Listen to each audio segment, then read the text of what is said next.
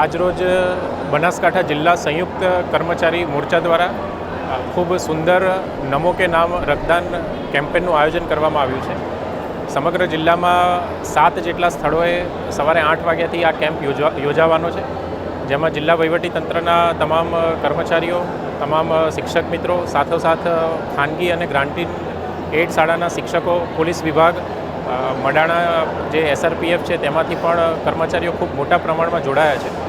અંદાજિત 5,500 જેટલા કર્મચારીઓએ પોતાનું રજિસ્ટ્રેશન કરાવ્યું છે અને આમાંથી 60% જેટલા જે કર્મચારીઓ છે એ પ્રથમ વખત રક્તદાન આપી રહ્યા છે.